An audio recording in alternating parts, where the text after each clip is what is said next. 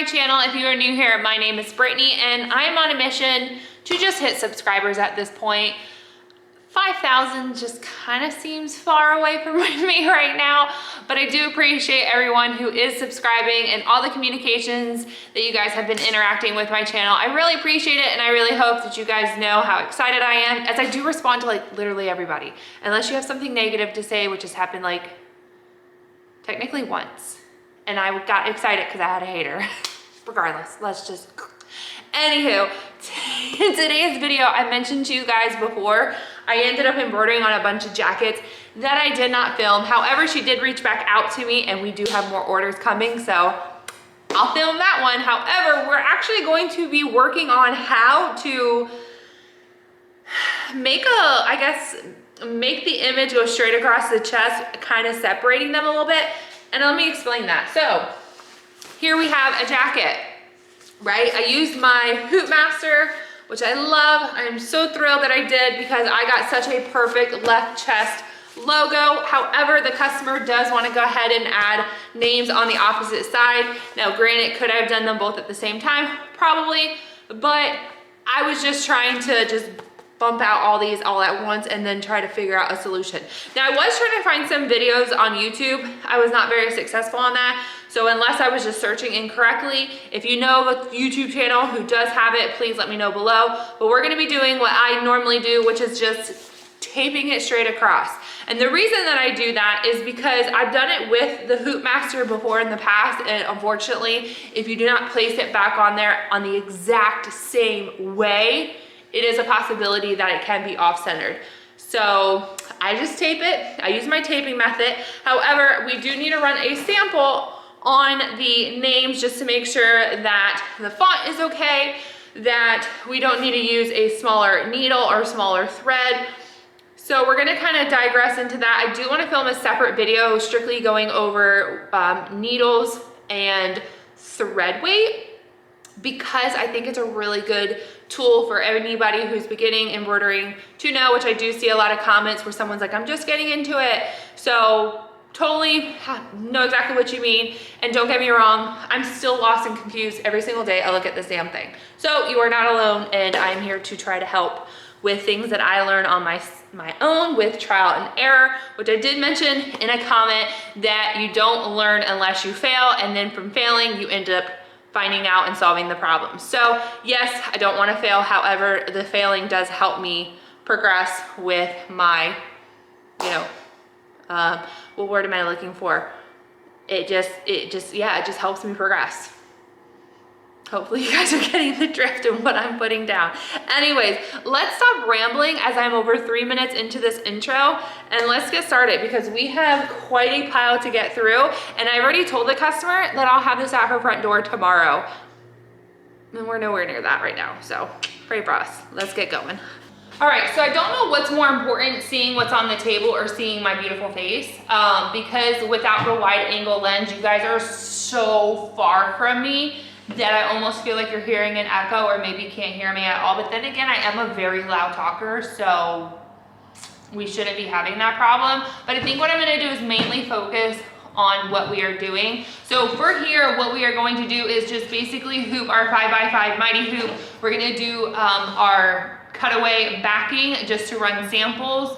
So I went ahead and, I'm lying, but let's just pretend I got everything up on the machine, and then we just need to hoop, set up, and then kind of run that sample to see what we're gonna do. I did end up ordering 60 weight thread, so I'm really curious if that's what I need to use for this project. So I'm probably gonna run that sample first and then kind of go from there. I'm thinking, maybe I won't.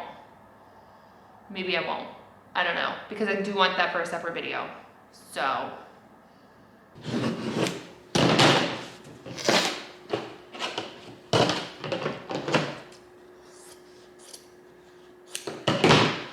So of course you want to just double it up. Grab your hoop.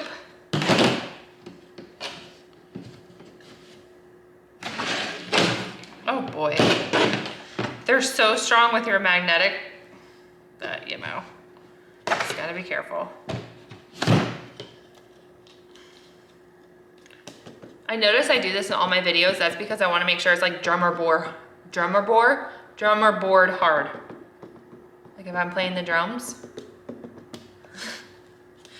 Sometimes you can pull on the edges a little bit just to get a little bit tighter. There we go. So as you guys can probably hear behind me, I am running a t-shirt. I just wanted to make sure that my method did work, and it does. So I'm really excited about that. So I'm gonna go and show you exactly what I've done to make sure I get this name over here so it's at least within the same proximities. So I'm just gonna go ahead and fold up these flaps right here. Obviously they're not gonna work. I'm gonna pull a piece of painter's tape and pull it out. And then from here, guys, it cannot be any easier than this concept.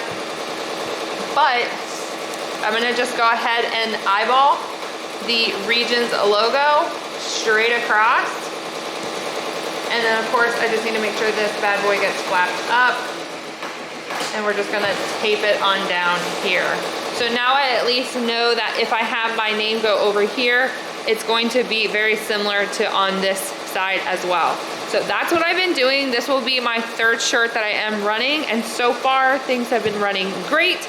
I'm actually going to be running all the same name first before I move on to my next names. So this is what I'm doing. Obviously this is probably not ideal, and I'm sure there's more of an expert out there who might suggest something different. So if it is, definitely link it below and let me check it out. Otherwise, this is my magic.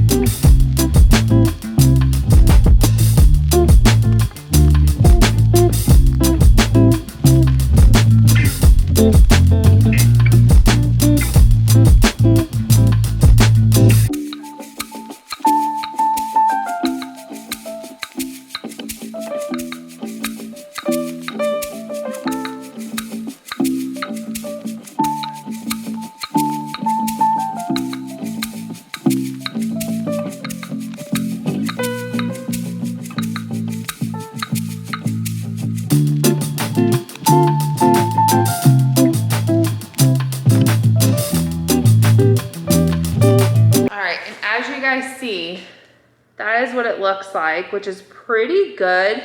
So no, at this point, I know it's not like too far up, too far down. I know it might not be like straight across perfect, but it's definitely better than eyeballing it. So I really do like this method. Again, that's just my personal opinion. Of course, I do go back and like clean up the thread in between each jump just because I don't like the way it looks. Now I have looked at embroidery quite a bit, especially since I started getting into it. And like I have bags that you can buy at like Cozumel, Mexico, and they leave the jumps in between. So that is very common to see. I just don't want to do a delivery like that. So I will just fine tune it, clean that up. I do that while like the next shirt is running kind of concept. So I'm gonna go ahead, continue getting this order done. I've gotten 1, 2, this is my third. I'm gonna jump into my fourth and continue on the pattern. As of right now, it is taking quite a bit of time, but that is actually because I dropped my speed on one of the jackets just because it's more of a stretchy material, and I can pick up the speed now again that we're back on more of like a cotton. So let's get continuing on this project. And I did have to resize all the names too. I originally had it at 3.5 inches because when I was Google searching it, that's what it actually said that most of the names came back at. I just really didn't like it. I felt like it was a little too small. So I ended up bumping all of them to 4 inches, even the ones with the credentials at the end, just because I really liked the way that that looked a little bit better. So if you find something else, let me know. But again, I did just Google search it and it was saying anywhere between like, it did say anywhere between like 3.5 and 4 inches is typically ideal. So I just went on the bigger side and did the 4 inches, which honestly works within my 5-inch mighty hoop, which is perfect. And then I just like the sizing. I think it looks, what is going on here? It looks a little bit better, so. All right, so I ended up completing all the jackets and I only had one problem. One stinking problem, and it was the second to last sweater, which I am a little annoyed about, as you guys could only imagine. However, I'm thinking that the hoop might have been a factor. I'm not quite sure. Again, I'm just assuming here. But like, if you look, hold on, come on, stop focusing on me. This is supposed to be a P, and I don't know what the heck that is. It's supposed to be NP. And as you guys can see, it got messed up. But then when it ended up just using like the regular Racoma hoops that come with it, look, no problem at all. So that is exactly why I'm assuming it might've been the hoop, because the name is really, really long. So I did trace it out, nothing was hitting. It was not an issue. So I don't know why it became an issue in the midst of embroidering. So now I'm gonna have to try to track down where she got this sweater from, and I'm gonna have to replace it. So what would have been a successful ending ended up in one fail, which I'll take that, but still, you never like to take profit out of to pay for a mistake. But we live and we learn and we continue to truck on. So hopefully you guys did enjoy this video. Please remember to like, share, and subscribe, and we'll see you on the next crafting project. Bye everyone.